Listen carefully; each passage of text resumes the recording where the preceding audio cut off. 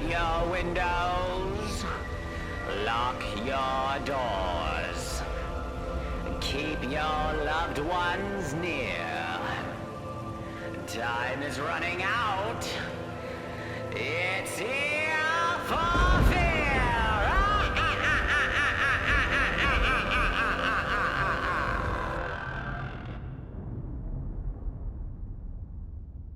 Thank you for joining us. We're Ear for Fear, and this is Donovan. And I'm Rick, and today we're going to be talking about 1986's Night of the Creeps. Basically, it starts out in 1959. It's an alien experiment crashes to Earth and infects a fraternity member. They freeze the body, but in the modern day, which would be 1986, two geeks pledging a fraternity accidentally thaw the corpse, which proceeds to infect the campus with parasites that transforms their hosts into killer zombies.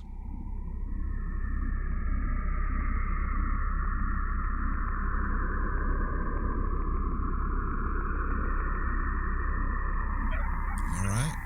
So, Night of the Creeps, 1986. They're calling it American science fiction horror comedy. I remember this when this came out. I saw it. I liked it. It's kind of cheesy, which I'm totally into, campy, and it has Tom Atkins. I mean, you know, how much better can you get than that? The Fog, Creepshow, Halloween 3, Season of the Witch, Escape from New York. So, what did you think? This movie was bad. I did not like this movie. I wish I liked this movie. I can tell that the guy who made this movie really loved horror movies. I just wish this movie was actually good. I did a little research on the reception for this movie. A quick Google search will yield something like a 72 Rotten Tomato score, which is surprisingly high, especially compared to the Rotten Tomato score for the movie we watched last week, which was Happy Birthday to Me, that had the inverse score at like 27%. I would flip those movies easily. Really? Happy Birthday to Me, 72, this movie, 27. Oh, no. So many things in this movie did not work for me. And I'm bummed to say it, especially considering how much you like this movie. I do like it because it's cheesy, it's campy, and it does that on purpose. It's not trying to be a serious movie, and that's why I think it succeeded. You're right. I did some research as well. It bombed. I mean, I think it made $500,000-$600,000. Fred Decker was the director on this. He wrote it. He directed. I think he wrote it in 2 weeks. You know, is that true? Because that's insane. That's what that's what I read. And I believe in the special features. I think he had an idea, and he was throwing all kinds of crazy stuff in the script because he just thought it was a cool idea. You know, so all of these different things, you know, going on, very cheesy, very campy, very kind of kind of B-ish, you know, type of movie. I'll say if this movie was written in 2 weeks, I totally understand all this movie's failings then. This feels like first draft work. But I will give credit where credit is due. Every setup in this movie is essentially paid off. And if you take into account the original ending with the spaceship, even the sort of non sequitur intro has a payoff to an extent. Lots of payoffs to setups. Bad movies don't do this very well. And as much as I do not like this movie, I will give credit where credit is due. Everything that's set up is paid off. I don't remember everything that is set up offhand. We've got the fire. We've got the axe murderer. We have the detective, Tom Atkins. Yeah, I love Tom Atkins. Thrill Me. We have all the... Thrill Me. You don't like that. No. I love Thrill Me. No, dude. Thrill Me sucks. You know, in Mean Girls, you remember Mean Girls where one of the girls says fetch all the time? Yes. That's what I could not help thinking about fetch while I was watching this movie. What? Yeah. It's like Fred Decker was writing Thrill Me, trying to make it work. And the movie, I wish I counted. It's well over 5 times. I think he says it like 5 times. 3 should have been top. Oh man, It doesn't make sense. The very first time Tom Atkins says it on the phone, it doesn't make. What do you mean thrill me? You mean talk to me and tell me what's going on? Tell me something good. That's not tell what me that something means. Juicy. Don't bore me. I think that's what he means by thrill me. Well, it's don't bore me. You can tell he's just this hard ass. He's this hard ass detective. And, the smoking, the drinking. He's still stuck in like the 50s with his old car. Listens to the old music in his crappy ass apartment. Smokes, drinks. He's just a hard ass. So I think thrill me is they're saying, look, don't bore me. Just get to it. Give me some juicy shit. I don't know. Maybe I'm wrong. No, you're not. Well, I think you are. But you're not. All opinions are valid. Is it hokey? Yes, it's Yeah. hokey. It's supposed to be hokey. That's the point. And that's why I love it so much. Because as we go on with episode and we do cheesy, campy movies, I friggin' love them. And do I love this movie? I mean, no, I don't know. I mean, I really enjoyed it. I really like it.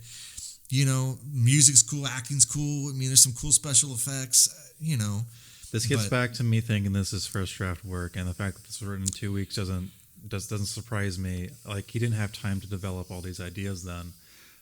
True. Yeah, I can see that. It's when you see like this very wordy, trying to be clever dialogue, like you do in the first act of this movie. Namely, when JC and what's the other guy's name? JC and Chris. Chris. Yeah. So you got the 2 main guide characters. Jason Lively plays Chris Romero, and JC is his friend. Who's what is he? Is he? I mean, he walks around with crutches. Has he never been able to walk? Did he get in an accident? Maybe he was essentially, I don't know, crippled or something. Yeah, I think it's implied. I liked him. He's a cool character. He's a cool 80s character. He's a cool 80s character sidekick.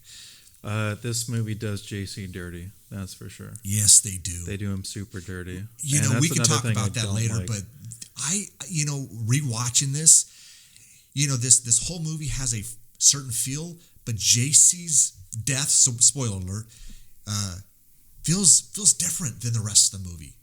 Mm-hmm. But I guess we're kind of once again getting off track. Let's kind of start at the beginning. So yeah, we're kind of talking about that beginning of the movie. Alien stuff happens. I guess we we forgot all this stuff. Okay, alien. 3 aliens, 2 aliens are chasing another alien. Yeah. The aliens have got like these silicon masks. There's no expression. It's the same expression. Yeah. They look exactly the same. Yeah. I mean, it's 1986. I mean, could they have done a better job on the aliens? Maybe there's commentary terrible. Here. We think all aliens look the same, and that's our problem. Yeah. I don't know. Yeah.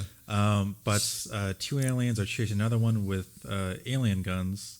They shoot at him. This 3rd alien is able to get away. Well, he doesn't get away, but he's able to do what he's trying to do. Yeah, he's got some. It looks like a kind of like a tube of some sort. Yes, an alien tube. Yeah, with like with goo inside. We don't know what's inside it when he's launching this. Yeah, and it's funny is we're kind of puzzled, like what's happening here? Why is he shooting this thing into space? Yeah, this experiment. We get in media res on this one. We have no idea what's going on. I do believe the aliens communicate, and there's 2 sets of subtitles. There's alien subtitles and English subtitles, for the aliens in the audience. Yeah. But the alien is able to launch this thing. The 2 aliens that are chasing this other alien know this is bad. Oh, that's not supposed to leave the spaceship. Unfortunately, it does. And space is huge. In all likelihood, this should go nowhere. Well, yeah. But unfortunately, it lands on Earth in 1956. 1959. 1959, anywhere America. Yeah, right? anywhere America. Yeah. You have I think it's a guy and the guy and the girl. They're chilling out at whatever, like in every 50s anything. There's a something point, and that's where they go and they look at the moon, and essentially they make out, right? Make out, get the groove on. Well, this is 1959, so all they're really doing is cuddling together. Right? That's all that existed back then. Yeah. So they see this thing coming at them. I think it passes over their head, crashes, in the woods. Of course, the guy, being a guy, is he's intrigued. So he drives over to that area to investigate. In the meantime, there's a report out on the radio that there is an escaped mental patient that has killed a bunch of people. Coincidentally, the last time this patient was seen was right where they are now parked. The guy leaves his girlfriend to go investigate with this murderer out. She's in the car freaking out. So he goes to investigate. I think he goes to open up I don't know. He doesn't. Does he open anything. it? Does he touch it? I think all he's doing, open or something. All he does is look at it, and he goes in for a closer look, and then the thing pops out. And the thing pops out and goes into his mouth. Yeah. It's like a slug. Looks like it's like a slug. In the meantime, his girlfriend is being chopped up by this escaped mental patient. Then I believe, isn't it too around the time where her ex-boyfriend, which we find out later would be Tom Atkins' character, which is a detective Ray Cameron. He had just recently broke up with this girl, witnesses the essentially the butchering of his ex-girlfriend, and then I think we fast forward to 1986. Yep, the distant future, 1986. 1986, distant future. Yeah. I believe I think this is when we are introduced to our two protagonists, Casey and Chris. And Chris, yeah. Yeah.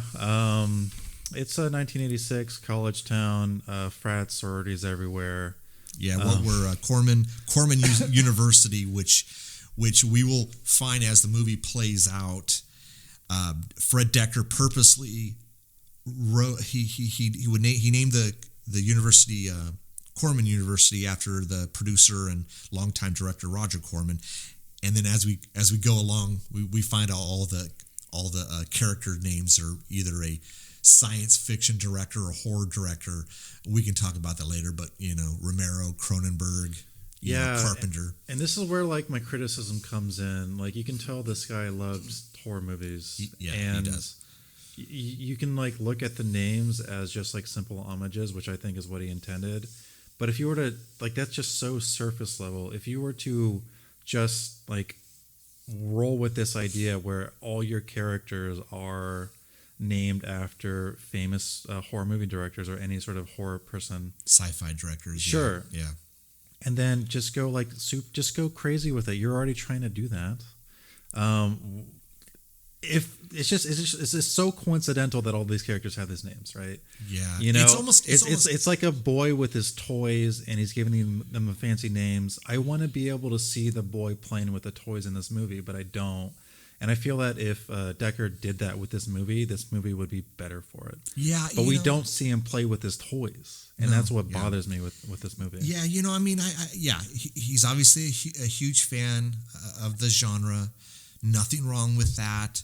One or two is okay, but every single person, there was Raimi and there was Hooper and it was everybody, and it was okay already, because how many Cronenbergs do you meet, But so we have the two characters, JC and Chris. They're walking through. I think this is in the evening.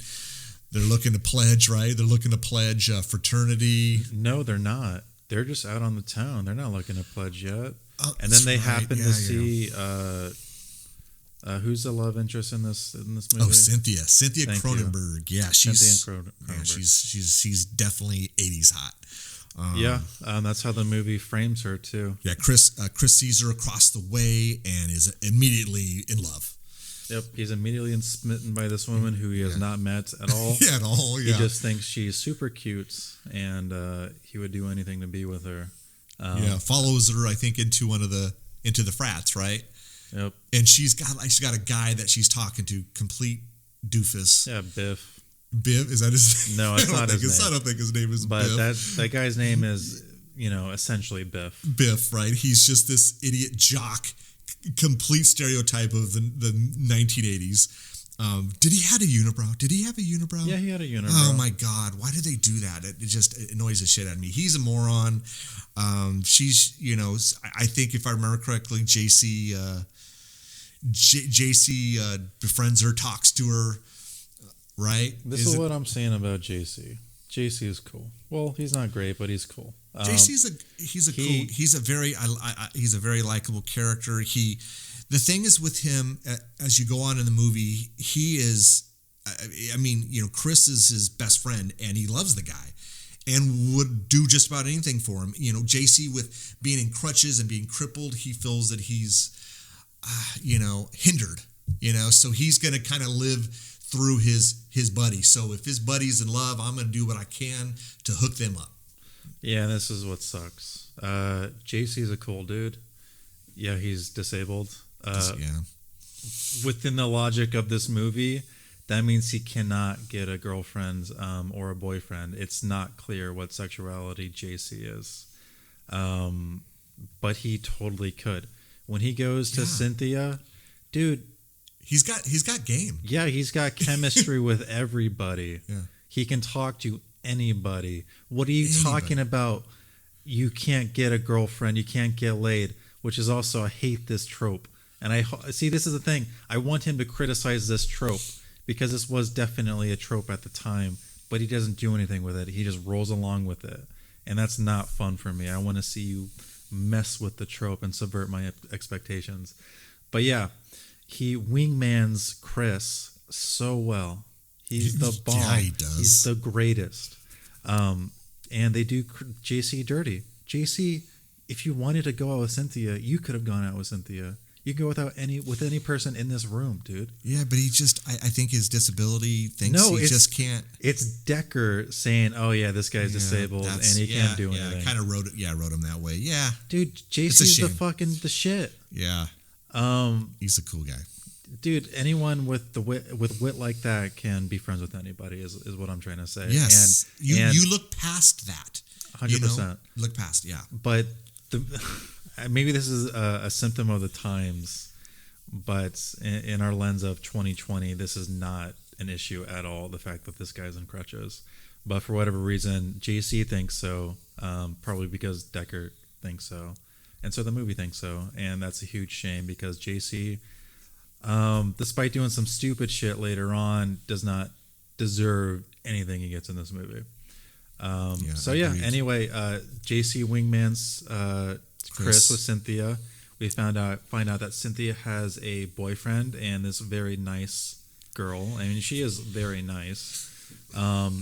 She is very nice. Her boyfriend is the quintessential 80s frat leader. He's just a douchebag.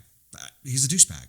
The dyed blonde hair, doesn't give a shit about anybody. Typical frat guy.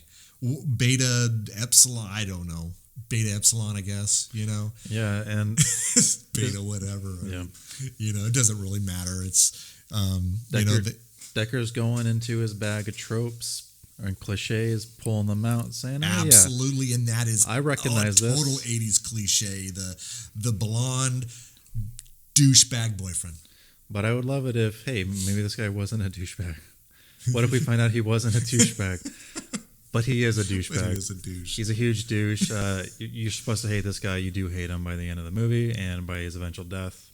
But this is the guy Cynthia's with, and this is the guy that Chris has to fight for. This is an 80s movie. This is an 80s horror movie. It's about the girl movie, right? This guy just wants to get with the girl. Get with the girl. Become a hero. Save the day. Happy ending. Well, that's where we're heading towards.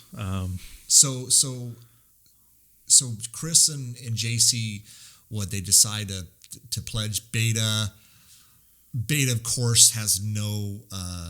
They're really never going to let them in. They give them this task to complete.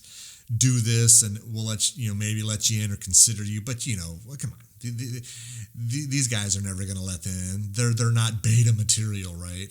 No, what's funny is it's not even. There's one leader, and that's the boyfriend. What's his name? Oh gosh, I forget his damn name. Is it Brad? Does that sound right? Brad. It's the Bradster. I don't think they call him the Bradster. No, he calls himself. He calls himself the Bradster. Did his license plate say Brad? That's right. And he also answers the phone to Cynthia saying, "Hey, this is the Bradster." Oh my God. Yeah. I forgot about that. Yeah, he's more of a douche. Yeah, you're not supposed to like this guy. Decker definitely doesn't like this guy. Really fast. You know what they try to do with this guy is they try to make him Johnny from the Karate Kid.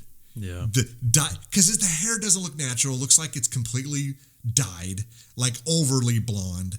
And they make him to be some, just like I said, some a-hole. And it reminded me of Johnny, from Cobra Kai and Karate Kid, which, God, was that 84? I can't remember, but that would have been a couple years earlier. But anyways. So why do they want it? Oh yeah, Chris says that in order to have a shot with Cynthia, because JC knows that Cynthia has a boyfriend, Chris doesn't. JC says, "Hey Chris, you got a shot, buddy." And then Chris is like, "Okay, how do I spend time with Cynthia? How do I get her to notice me?" Yeah. This guy has nothing better to do than this. He decides that I will get into a frat, and that's how I'll get to Cynthia. So he wants to pledge at the very same frat that the Bradster is, I guess, the head of. Yeah, the Bradster, yeah. Okay. Like I said, Beta Epsilon, I don't know, some fraternity. Yeah, it doesn't matter. It doesn't matter, right? I mean, it doesn't matter. No, it doesn't. It's every damn 80s frat. Yep.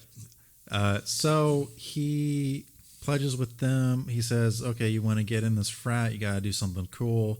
Yeah. They're like, "Have sex with an animal." They're like, "Oh, we're not that type of 80s movie." So instead, how about you grab a cadaver yes. from the university's morgue. Yeah, their medical center. And put it up on X's sorority. I think it's the rival fraternity house. I think, hey, go put it at the rival fraternity house, and that's a cool prank, and hey, Yeah, desecrating a corpse is super funny, so go ahead and do that. yeah, absolutely. So I think Chris and JC, they go to this medical center, which, God, is just hilarious on how easy it is to get into, right? Yeah, that's one of the bits I kind of liked. Like this grad student who looks like he's in his 40s, but this grad student yeah, he is. Just doesn't remember the code, and he's like one digit off. He's one digit off. One digit off, and he has to make a phone call. He has to go to the payphone. Deposit a quarter. These costed money back in the day. Yeah. And then go make the telephone call. Ask the person, what's that password again? And of course the guy doesn't even know either. He has to go into a book, find a book, and find the password. What's fun? He wrote the password down. How do you not remember this 4-digit code? So now let me. You're a grad student. How do you not remember a code? How do you not remember the code? And the code can't be that long. A couple digits, 4 or 5. I mean, come on. Well, this thing should be insanely long because what houses the room that this code is protecting is a freaking cadaver with alien slugs in it. Yeah, the guy from 1959. Yeah, the boyfriend that died from 1959. He's there. What is it? He's in some. What is he? In some cryo chamber or something. Cryogenic stasis. But now, look, this is probably off task and dumb. And I'm just thinking about nowadays. But wouldn't you, when you go to plug in the password, if you go and leave and go make a phone call and you're gone 15 minutes, wouldn't the essentially the keypad reset? 100%. Right? I mean, I don't know. I don't know. Probably stupid, but anyways. So a lot of coincidence in this movie. While this grad student is doing his thing at the telephone, trying to figure out what the password is, JC and Chris stumble upon it. JC hits 0. Oh, that's the last digit. Boom! This door opens. They go inside. It's super futuristic tech. lots of big old computers that are the size of a whole room. Yeah, and then the focal point is this very pretty boy from 1959. He's naked. He's always got some undies on. Yeah, I think he's in his Fruit Looms or whatever, his white. He's frozen. Tiny whiteys. He's frozen. We don't know why this guy's frozen, but hey, that's a corpse. Perfect. JC and Chris has qualms about the whole thing. Like, whoa, what's up with all this stuff? This is weird. JC is just super. Well, this is where he gets dumb. Clearly, this is not a normal cadaver. Any sane person, curious or not, probably wouldn't unfreeze this cadaver. Yeah. I mean, but then we wouldn't have a movie, and we wouldn't have have a B movie. So JC twirls some knobs, hits some buttons, and then undoes the cryogenesis. Yeah. Or you know what I'm trying to. I don't know. Yeah. The stasis. Yeah. Releasing the body.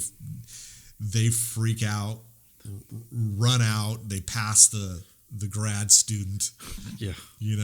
So we got the thing. You know what I couldn't help thinking about this part is if he just remembered the code, this whole thing wouldn't have happened. But even more so, the grad student wouldn't be dead because him forgetting the code is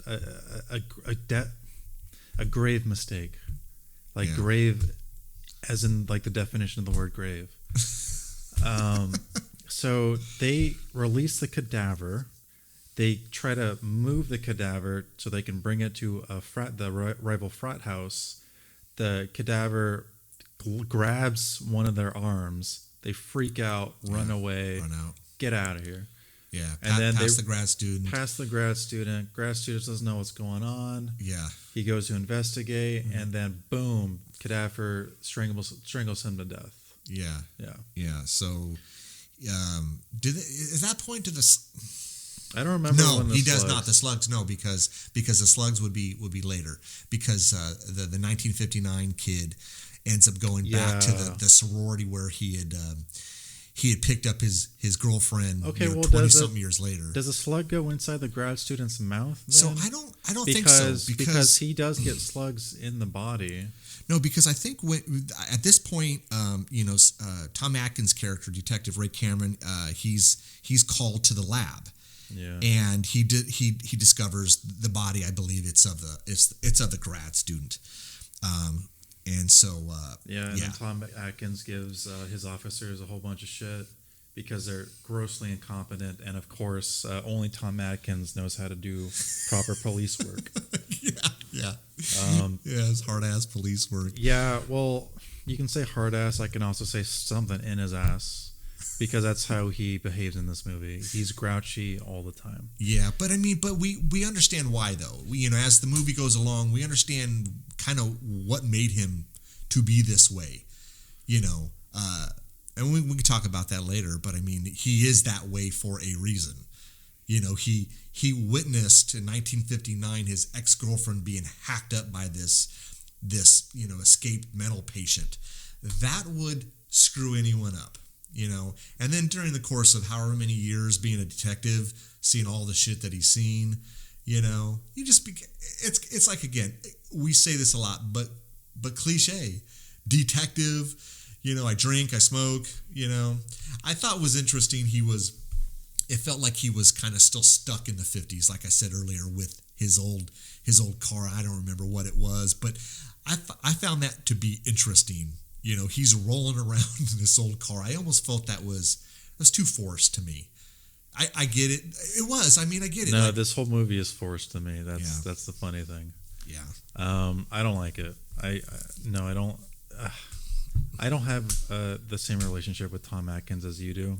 I love Tom Atkins, and what's funny is I've watched interviews with him about this movie, and of all the movies he's done, and he's done a lot, this is his favorite movie. Really? Yes. I just think it's cool. This is his favorite movie. He had a blast making it. You thought he was having fun? I guess. Thanks. I don't like the lines he's saying. I don't think they work. I don't think they're effective. I don't think they're funny. I don't think they're interesting. and I was bored listening to listening to his performance because of that, because I didn't like the writing. The writing was it was trying way too hard. Yeah, no, and we established that. We agree with that. And if this thing was banged out in 2 weeks, well, we know why. Well, all right. So yeah, 2 weeks is not enough time to write 120-page horror movie scripts. But Old Boy was written in a day. So I don't know. You've got your extremes, I guess. Yeah. Well, so let's get back. So Tom Atkins or Detective Ray Cameron shows up to the cryogenics lab. The body that we know being the kid from 1959 is missing, but we have a dead body, which is the grad student. I believe now we're the corpse or the kid from 1959 with the slugs in him makes it back to, like I said, the sorority house where he picked up his date 27 years ago.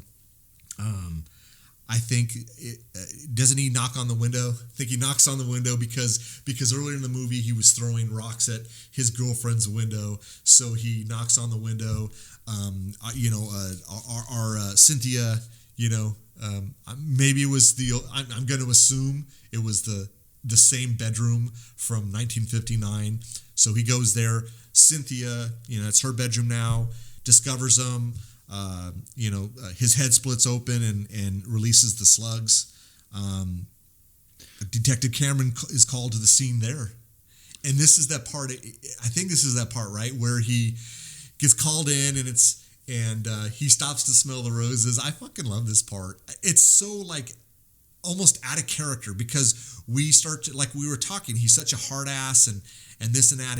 But then he stops before he heads into this sorority to find out what's going on. He stops to smell the roses. I fucking love this part. It's so from what I read is he improvised it. It seems like it fits but doesn't fit in the movie. What? I'm glad you like this because I'm glad that you'd be able to find any enjoyment out of this movie.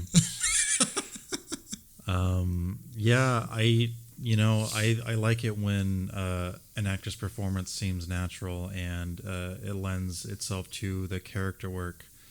It just makes him feel human, and I will say this is probably the most human that character feels. Every other time that character is on screen, he feels like he's a character being written by someone, and that's how I think like all these characters feel in this movie. Is I can see the puppetry. I can see them being written, and I don't like that. You can especially see it with like JC, Chris, actually basically all the major players. Cynthia is barely a character in this movie. She's really just there to be one. Yeah, she really is.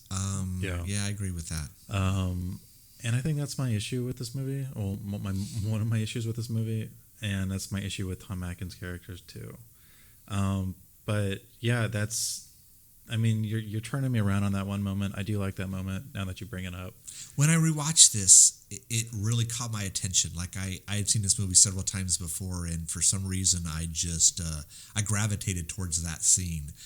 I was like, we have this science fiction horror movie, slugs and all these things happening, an axed up girlfriend years earlier, and then he's called to the scene and he just stops to smell the roses, and it's just this smile. It was cool. I think we like movies because we like a good story. We like good fiction, but I think we also like reveling in our humanity, and it's little moments like that remind us of that. I know this is on a different level, but it happens in Lord of the Rings. When Gandalf is in Bilbo's house, he hits his head. Yeah, that was not supposed to happen. Who plays Gandalf? I'm so sorry, I don't remember. Ian. Yes. Damn it, Ian McKellen. I know, right? Sorry. We should like totally. We should know this, but we don't. I'm so sorry. Ian McKellen or Ian. That sounds right to me. Yeah. He hits his head, and that makes the character feel so much more real. Yeah. And that's the moments I think we really love in movies. Yeah, he's this towering figure in this home where and he hits. Yeah, no, that's a good part. Yeah, I mean that I love stuff like that. Or in Die Hard, where Which part in Die Hard? Oh my God, thank you, Alan Rickman. Oh yeah, Where Alan Rickman is being dropped from the tower. yes. That's another moment I that love that part. the stunt guys told him that we're going to release you on 3, but they released him on 2. Yeah. And so when he's dropped, that's like Alan Rickman being genuinely terrified. Yeah. You know, it's things that make a movie seem real that aren't necessarily scripted are fantastic. Okay, Well, I guess that's why we like the roasting. Well, like like Django when what's his name Leonardo DiCaprio hits the table and actually slices his hand open. It actually Django brings Unchained. Yes. Django, right? Yep. It just brings kind of a more, I don't know, a realness to a movie or to a scene. Yeah. But anyways, we went off off task there. Where are we on this again? So Romero he's not Romero. Cameron, Detective Cameron, Tom Atkins is called to the sorority to investigate the body. He sees the kid who, of course, his head's been split open and the slugs have come out. He thinks, it reminds him of essentially an axe wound to the face, which of course brings up, memories of his girlfriend getting butchered, or his ex-girlfriend getting butchered in 1959. I think the next day he calls in JC and Chris to the precinct to question them because the janitor said he saw them running out. I hate this scene so much. I kind of hear this the Banshees one, the screaming like Banshees. That it just. This is where the movie's trying so hard to be funny again. Like way too hard. Like it's not funny. It's not. If this is first draft stuff, yeah, okay, this is kind of humorous. Okay, I need to fill this up with something. Okay, they scream like Banshees. This janitor really likes it for some reason. I guess that's a joke, and then he deals with it like 3 times. Yeah, it's not good. I don't like this. It sucks. Yeah. So Chris and I agree. Rewatching this and hearing that, I'm like, okay, once is fine, but then you just kept on and on it. I think he said it like 4 or 5 times. It was like 3 or 4 times too many. But so JC and Chris are, they're called there. Janitor saw them. They think they were responsible for the incident the night before. So they're questioned by Detective Cameron. They said, we were there, but hey, we didn't do this other stuff. We were there, but we left. So, but they confessed to that, to breaking in, but they denied moving the corpse. They're like, yeah, we were there, but we didn't move anything, So, yeah, but Tom Atkins is a no jokey type of detective. He doesn't believe these kids. Bunch of frat kids, trying to get laid. These kids will do anything to get laid. It's 1986. I'm sure he's heard a million. He's probably seen several of these pranks. He's probably heard every excuse in the book.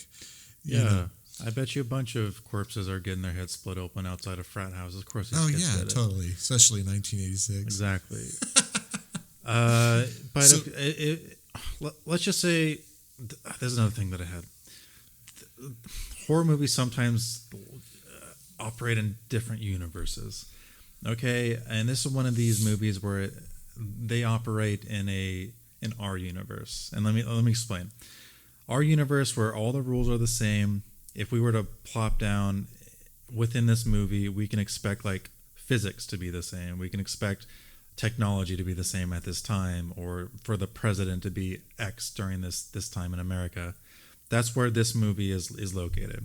The fact that they're aliens or whatever, it's still this universe. The fact that these alien slugs are able to create zombies, it's still operating within the rules of our universe. I forgot why I was talking about this. Damn. Well, anyway, I don't know. We can always edit that. Edit that out. That sucks. My bad. No, I mean, I don't understand where my point was going with this, but I was thinking about this last night, and for some reason, I wanted this movie to not be our universe. I think I wanted us to be able to pull out and see that this universe was almost like just something like a creation, like a little boy playing with his toys, like if we're revisiting that metaphor from earlier. And I feel like if that movie did that, then that would suddenly make this movie way better. Yeah, I don't know. that's okay. We can edit that part out. Or we'll keep it. Yeah, keep it, or you come back to it later, and maybe it triggers something. You go, yeah, and then we can put it back in. But Yeah, keep so it at this double. point, Cynthia, she attempts to convince Chris and JC that the attacks, that all these attacks are somehow zombie related. Of course they're skeptical. But then we start to see this kind of building up this relationship between Cynthia and Chris, which is of course what's kind of started all this, right? Yeah, their relationship makes JC no notices sense. it, decides to kind of, hey, I'm gonna bounce out. I got something else going on, just so that Chris and Cynthia can spend some time together, a little bonding, Yeah, there's another thing I hate. I hate everything in this movie. So we've established that Chris wants to get laid. I mean, the movie doesn't explicitly state that Chris wants to get laid. We just know that he wants to be with Cynthia. Look, Cynthia's pretty damn hot. I forgot how damn cute she was after rewatching this movie. I remember she did. I think she was in Porky's. I think she was in Weird Science. What was funny is I forgot she was in Weird Science. She played. There's a scene at a department store where she's like the person in charge of perfume or something, and that's her. I actually forgot that was her, but she's cute as hell. Shit, I'd want to, I'd be trying to get laid too, Yeah, Chris doesn't really care what she says.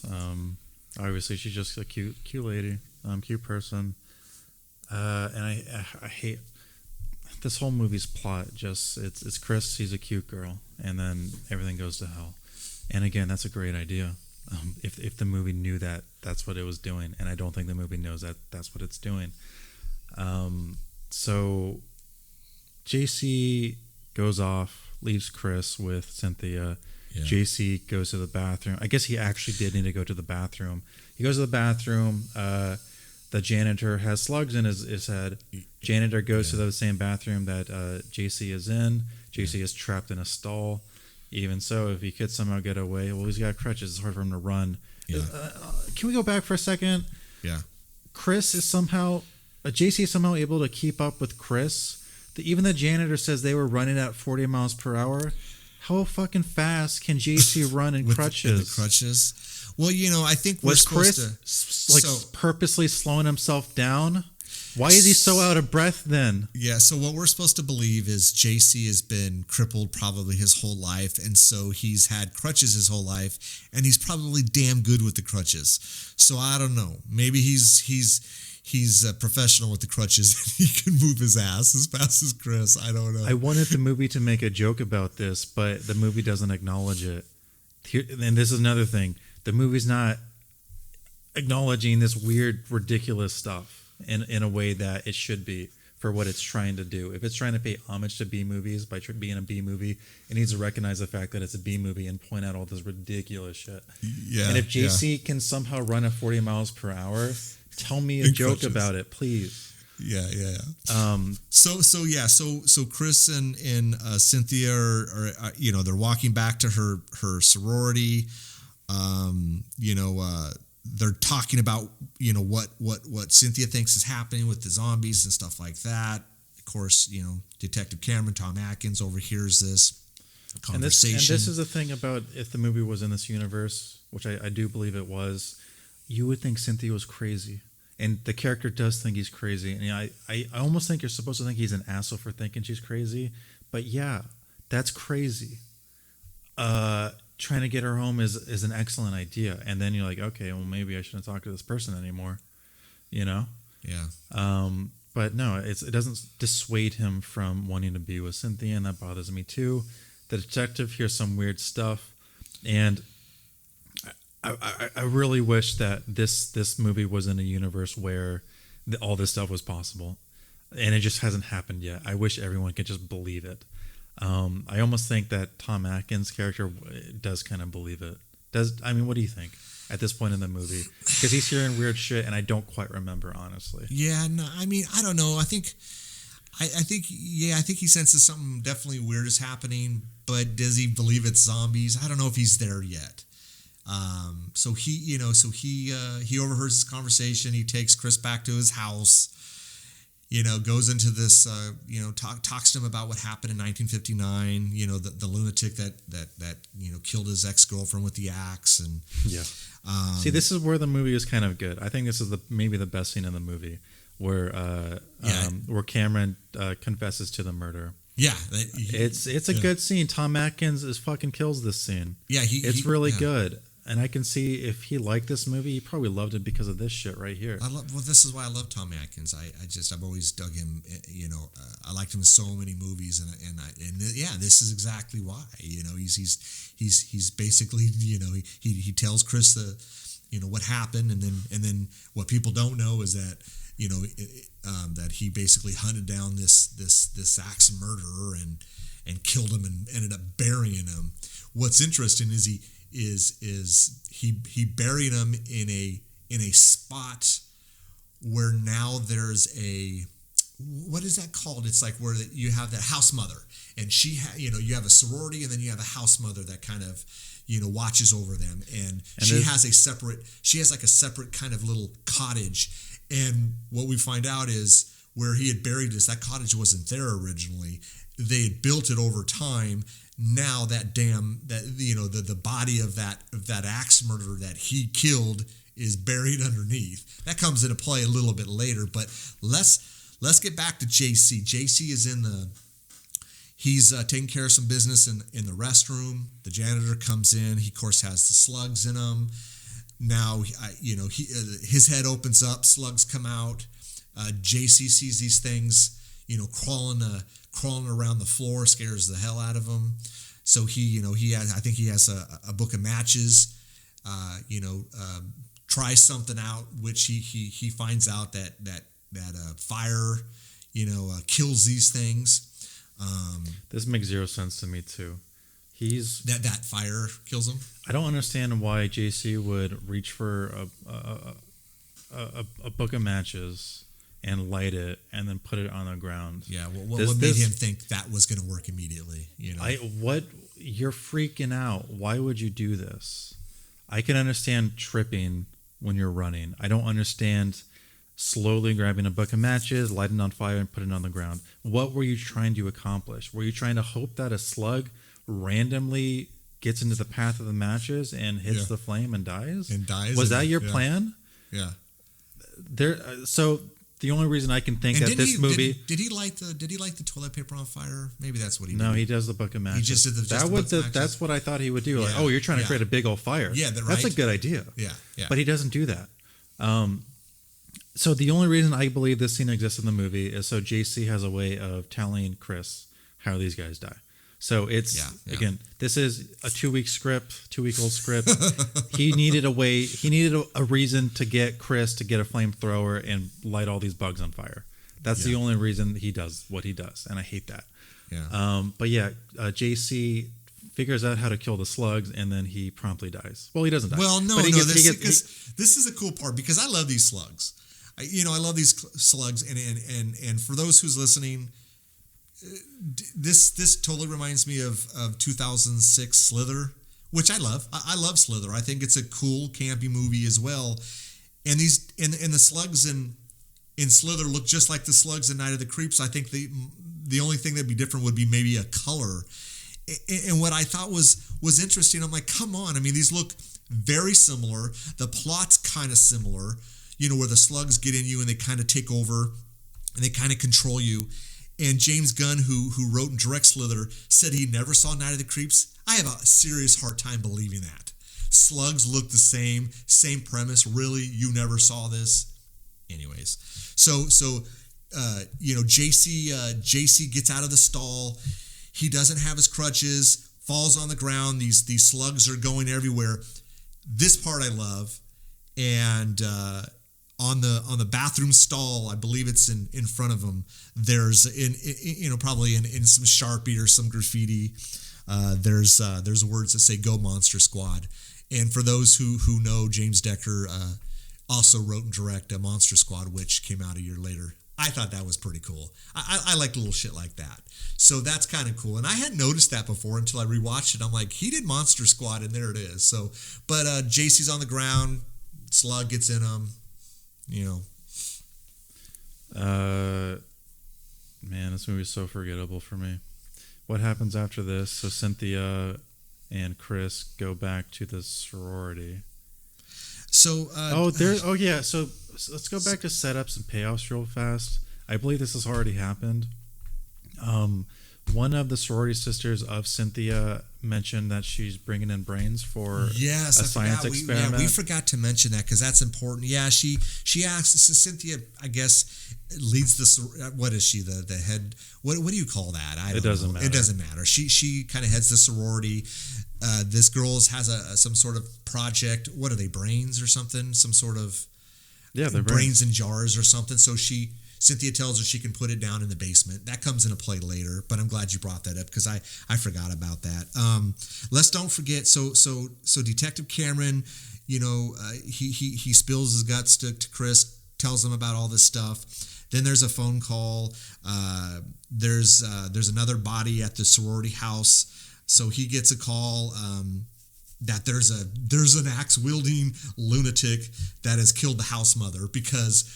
He'd killed this lunatic, buried him in the ground. Over time, the cottage or whatever the house mother lives in was built over it. Now the slugs are all over the place now, especially around Cynthia's sorority. So we're to believe that the slugs got into this, this lunatic from 27 years earlier. It's now a corpse, kind of rotted away. Slugs are in it. It's now roaming around, the campus area, yielding an axe. So Detective Cameron's called over there. Hey, I think it comes over the radio. Hey, we got him. So they head over to where this this lunatic is. They kind of got him cornered. The typical zombie walk. Got the axe and. They got him cornered, and then I think, he turns around and of course, Detective Cameron I believe he realizes, hey, I think this is the idiot that I killed a long time ago. They shoot him. Slugs come out. They scurry off.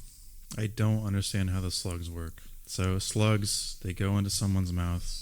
They somehow reach the brain. I don't know how they do that without destroying the inner tissue, and then they reproduce and incubate in the brain. Okay, so this axe murderer has been in the ground for 20 years. 27 years, something 27. This guy has no brain. There's nothing. There's nothing there. Yeah, it should be just a skeleton, right? It should be just like dried skin, skeleton, something like that. There's nothing there, but of course, Fred Decker really wanted an old axe wielding zombie walking around the street. It's kind of cool. I'm willing to suspend my disbelief, but how do the slugs work? I don't understand. I don't know. I don't understand. They get in you. They. But this is not a living thing. This thing has been in the ground for years. I know. There's nothing there. There's no brain. There's nothing. There's no heat. It's just dirt. Okay, but yeah, the thing that so Cameron blows up the zombie's head. Slugs go everywhere. This is another great idea. This is a fantastic idea. I love this part about this movie. Like I said, this movie is wrapped in good ideas, but the actual meat is just not good. I love the fact that the zombies, when you try to blow up their heads, which is a classic thing you do with zombies, is they would die. But in this movie, no, you make it worse. You release the slugs. Yeah, you release the slugs. That creates more zombies. You kill one zombie, boom. Now there's potentially 5 more zombies that can also take away 5 of your survivors. That's bad math for you. I love this so much. Yeah. Why do you not play with this idea more? I love this. But we'll also talk about some of the zombie kills later, and those are pretty cool, and that kind of feeds into this idea. But yeah, this zombie gets blown up, and then Cameron. These slugs are everywhere. Essentially, now they're getting into I think they get into the dog. They get into Brad. The douchebag. Frat guy. Cameron goes back to his apartment, and then in the meantime, I believe Cynthia is back at the sorority, and Chris is now going back to his dorm. He's back at the dorm. He sees a note from JC. That on the note it says "listen," and on the note is a tape recorder. So this is so Chris and Cynthia decide they're going to go to this formal dance together. Of course, Chris is just stoked about this. So he gets back. He goes and gets a tuxedo, and at the whole time, well, where the hell's JC? Because this would have been the day after. So JC, he doesn't know where JC is.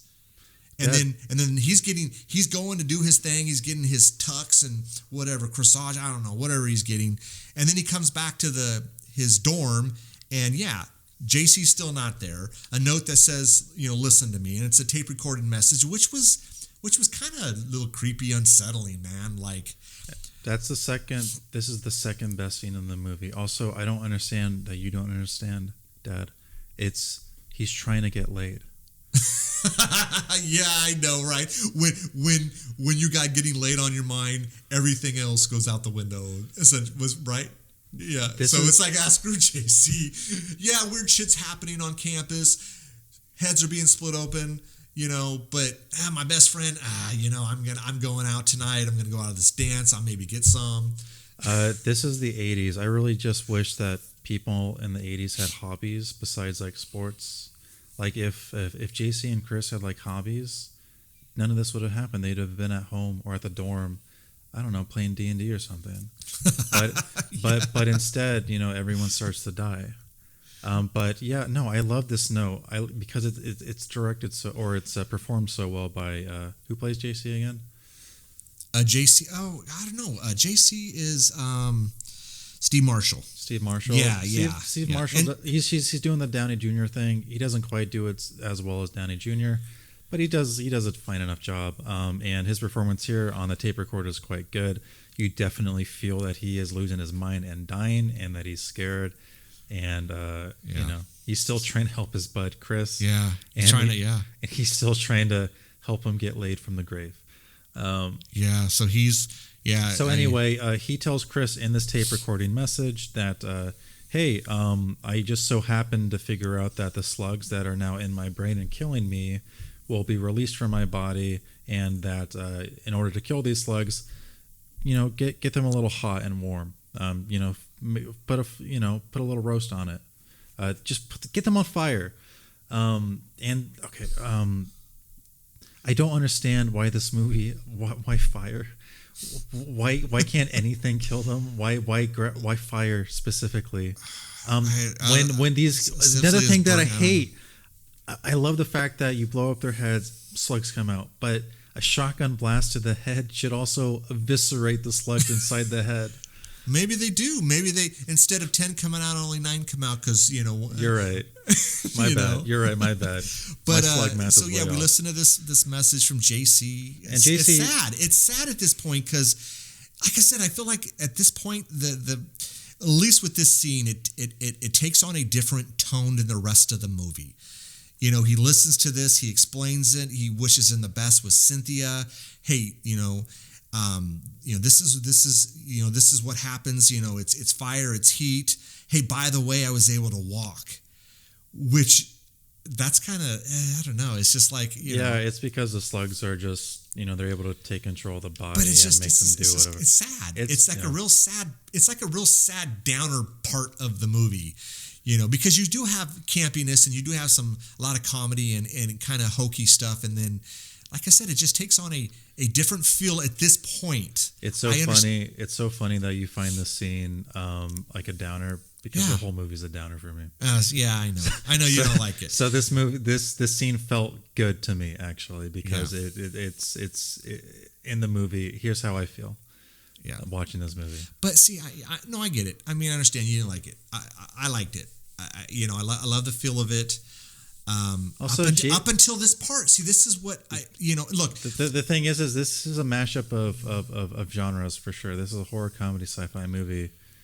Well, dude, where do you think the horror comes in? There has to be a little bit of horror. Yeah, no, I know. It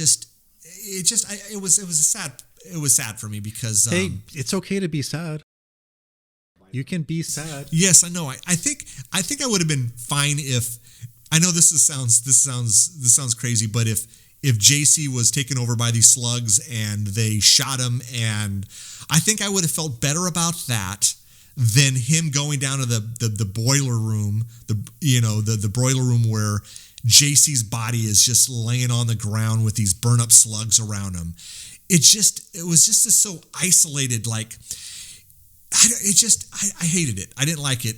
I mean, I understand why they did it, but I didn't like it. I just felt it had a different tone than the rest of the movie. You know, this kid we know has been essentially like disabled his whole friggin' life, probably has low self-esteem, even though he's a likable guy. And he's down in the damn boiler room by himself. And that's where Chris finds him. And it just sucked. You know, this is where I thought the movie was going to do something cool. I thought, because JC clearly showed, I mean, despite doing something really stupid at the beginning of the movie, JC is one of the most logical people within the film. I thought he was doing something very smart here. And this is where I would have given the movie a ton of credit if it veered this direction. Yes, JC's been done dirty in this movie. We both agree with that. I don't like the fact that he died.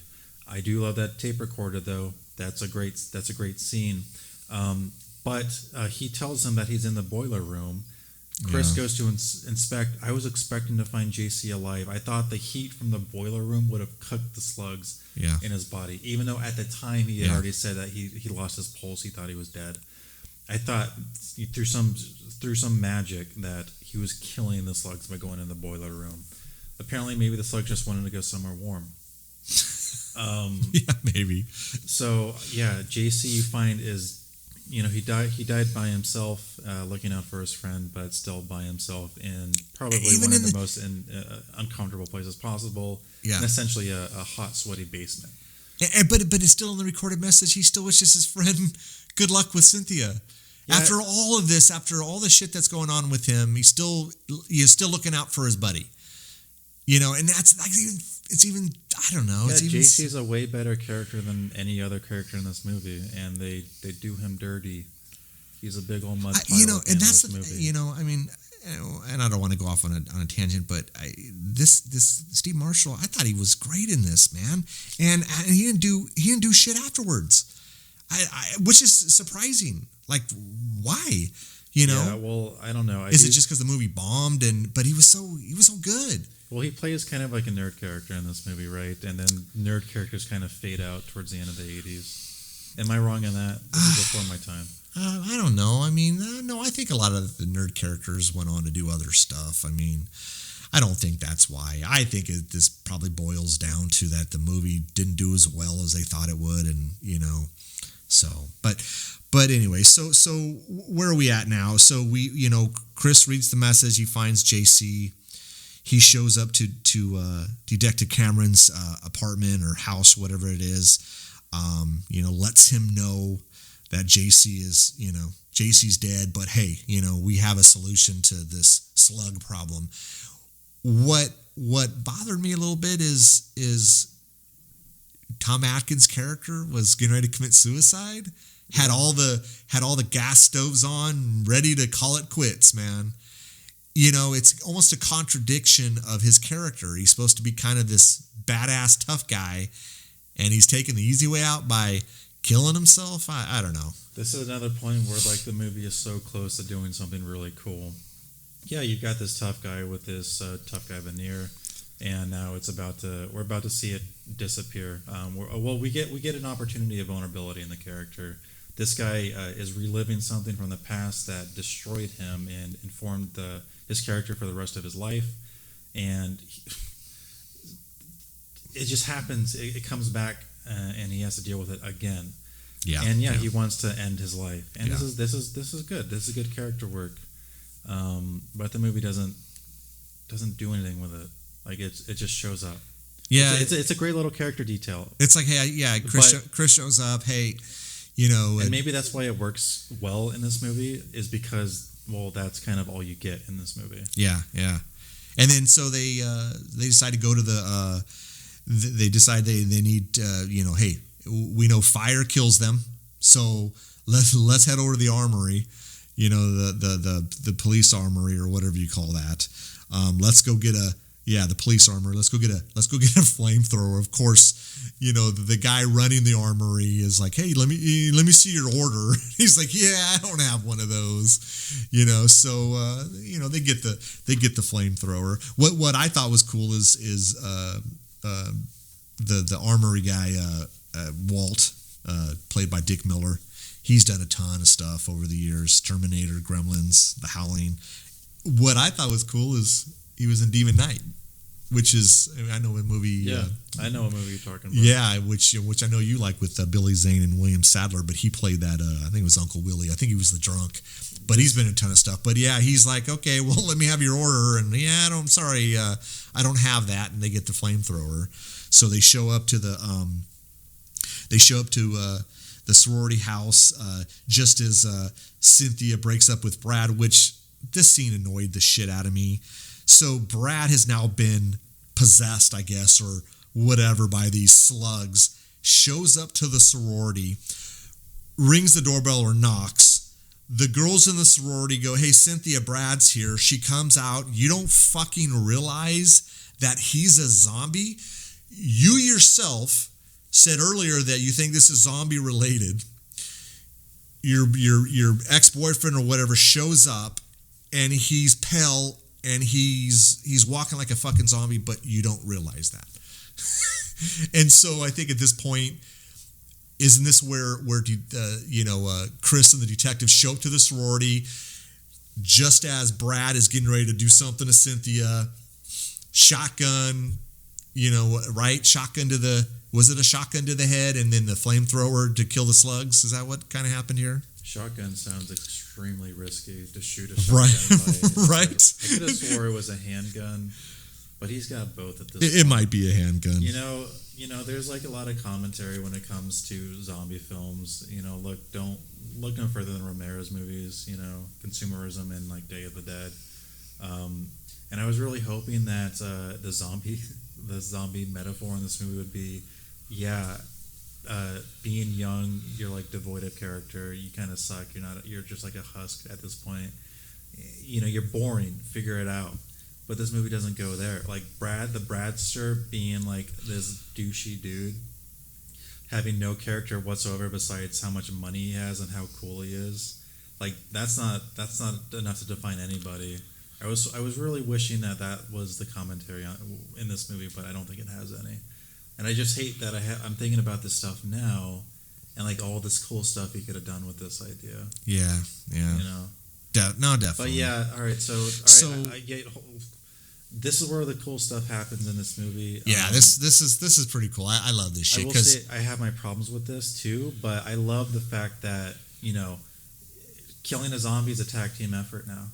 You have to get help. So someone pops the head, someone else burns the slugs. The slugs, yeah. Should the bullets kill the slugs too? Absolutely. But, I will let it slide if we get some cool tag team stuff when it comes to zombie killing. I'm so into that. And it's one of the few creative ideas in this movie that I'm so hard into. Because Cynthia has the flamethrower, right? They kind of swap. I believe it's Cynthia on the flamethrower and Chris on the whatever shotgun. On the shotgun. Yeah. So in the meantime, a little before this, the whole fraternity is all dressed up to the nine, and they're getting picked up in a bus to head to the formal dance. They're on their way. They're on their way to the dance, have a good time. The theme of this: get laid, get lucky. We see the zombie dog that has a slug in him in the middle of the road. The bus driver veers off, crashes the bus, basically killing everybody. Right? Yeah. Basically killing all of the frat guys. Yeah, they're all dead now. Of course, the slugs have taken them over. So now we get to this is one of my favorite parts. Really one of my fucking favorite lines of all time. So they're I think they're now Cynthia and Detective Cameron and Chris are, hey, we got to get you guys the hell out of this sorority. Shit's going down. the dates show up, which I have to say it. This is seriously like one of my favorite lines of all time. When Tom Atkins he's looking out the window and he says I got good news and bad news, girls. The good news is your dates are here. And then one of the girls is like, well, what's the bad news? And he's like, they're dead. And I friggin' love that shit. It's so kind of Tom Atkins, some kind of hokey, but it's perfect. It's perfect for this. I like that line. I like that line too. It's the only other line that really stood out to me is when Cameron is confessing the murder and Chris says, "Should you be telling me this?" Yeah. That movie needs to, understand what it's doing. And all right, let's go. Let's keep going. Yeah. So we have. These the dates, the zombies are they're trying to get in, and of course they're trying to do what they can to kill them, right? So shotgun to the head, slugs spill out, flamethrower. Of course, we're now inside of the sorority, girls everywhere. There's a scene which I friggin' love, which is where Tom Atkins' character, Detective Cameron, is telling the girl to go lock the damn door. And I think one of the zombies breaks through the glass. I think it's the scene, and it's the scene, and you and I had to look it up. It's called a dolly zoom, and this is important because Decker, who directed this, his favorite movie was Jaws. And there's a scene in Jaws where Roy Scheider's character is on the beach, and he's chilling on the beach, and it's full of people, and he's still, of course, reluctant. No one should be swimming. And there's a scene where he's looking out in the water, and of course he sees this, the water coming up in its blood and everything. And there's this scene where it's like this effect in it, and we had to look it up. It's called dolly zoom. And it's essentially wherein the background appears to change size relative to the subject. Now, with Decker's favorite movie being Jaws, he does this in Night of the Creeps, which I thought was pretty cool. And he does this right around this time where the dates are breaking into the sorority. I don't know. I friggin' love this. I friggin' love this part. So they're shooting these zombies, killing them, slugs popping out. They're burning them up. There's a cool scene, and I didn't realize this. I was watching the special features. They stuck Tom Atkins, because remember when he spins around and he's shooting, I think they stuck him on something that would rotate, and then so he would rotate. They'd put him on this, he'd rotate it, and just start shooting everything, which was kind of cool. There's a couple cool flares, that being one of them. The other one when the bus driver is about to crash, his eyes pop out. Oh, what? I don't remember that. I didn't notice that part. Yeah, it's like son of a bitch. It's like a dummy head and his eyes pop out. No shit. Right? I don't think I remember that part. There's some cool stuff in this movie, and I wish there was more of it. Yeah. So where are we at? So now they're essentially, they're zombie killing. Yeah, they're killing all the zombies. I mean, it's fitting. I think at this point they've killed just about most of them, right? Well, these are all frat zombies. The frat zombies. Yeah. I mean, who cares about frat people, right? So they're all dead. And then you're right. So they have to make their way back into the sorority house for some reason. Well, remember, so they see the slugs and they want to go back in because they know there are brains down there. And they know So what they realize is there's like the ton of these slugs. They're seeing them going down in the basement of the sorority. And then Cynthia remembers, hey, yeah, there's that experiment down there. Of course, they're brains. Why wouldn't they be? So, she explains, yeah, a member had received a specimen for biology class. It's in the basement. So they go down there, and there is just a shit ton of these slugs. I mean, I don't even know, thousands upon thousands of these things in that corner where these brains are.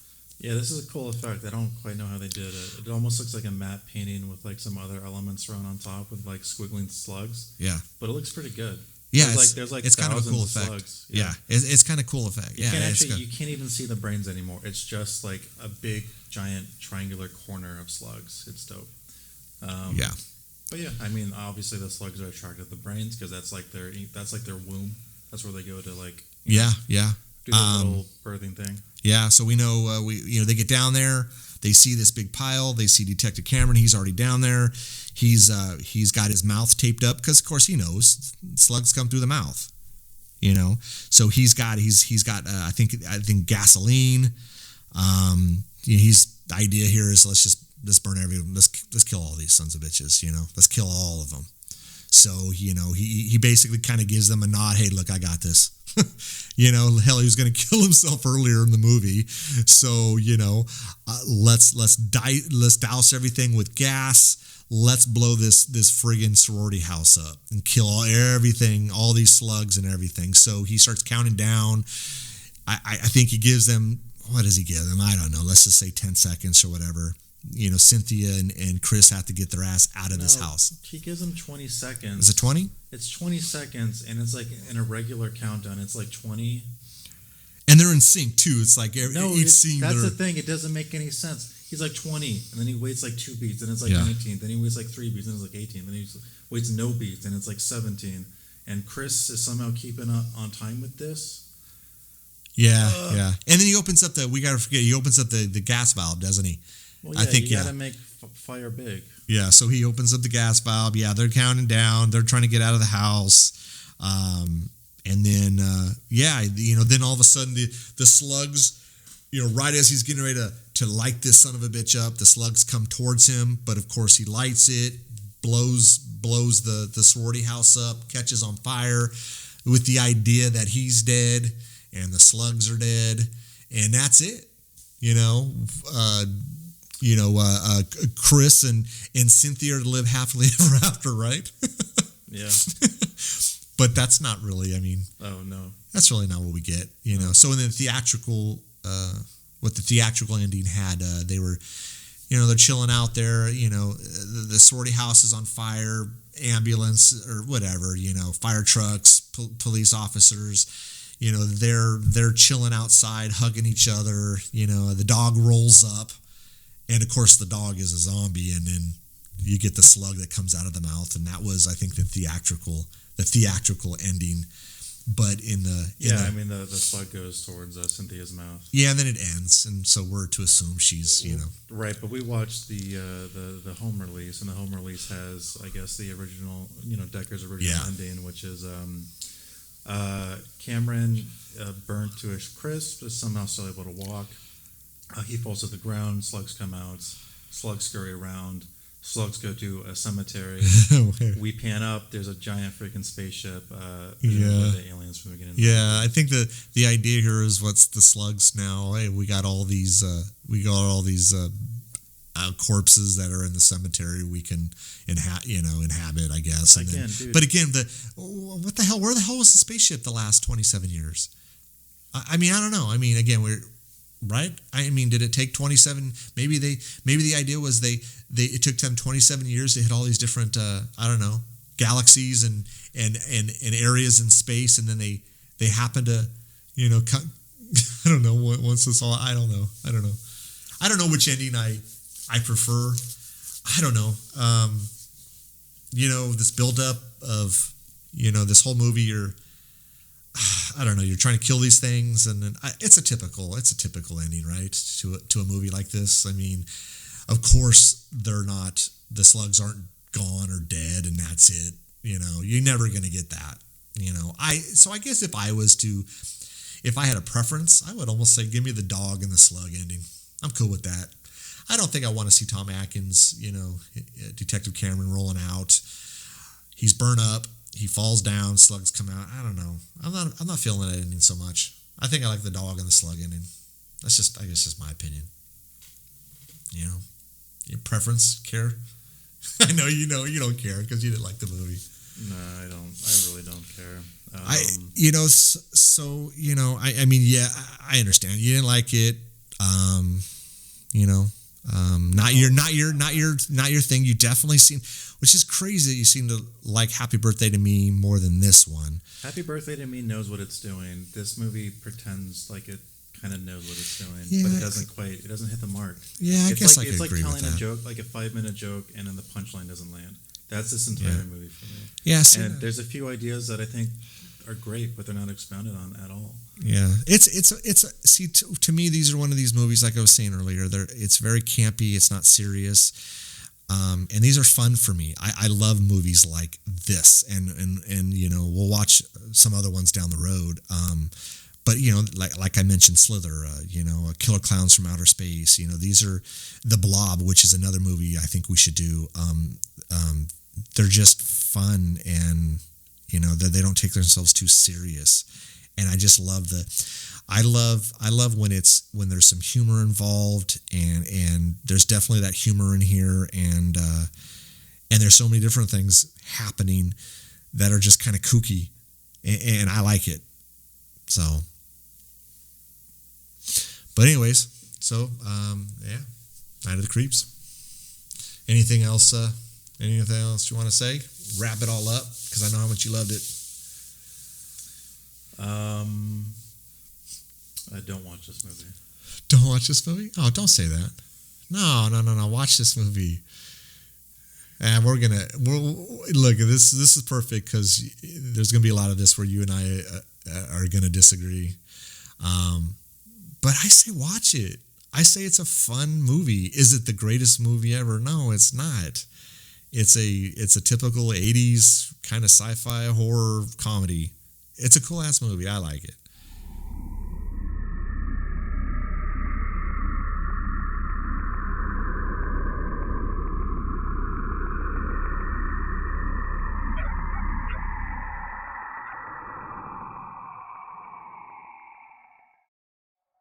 Thanks for listening. Don't forget to follow us at both Twitter and Instagram at Ear for Fear. You can also check out our website, earforfear.com. There you can purchase merch and stay up to date on current episodes as well as news and events. We hope you come back and get an earful. See you soon.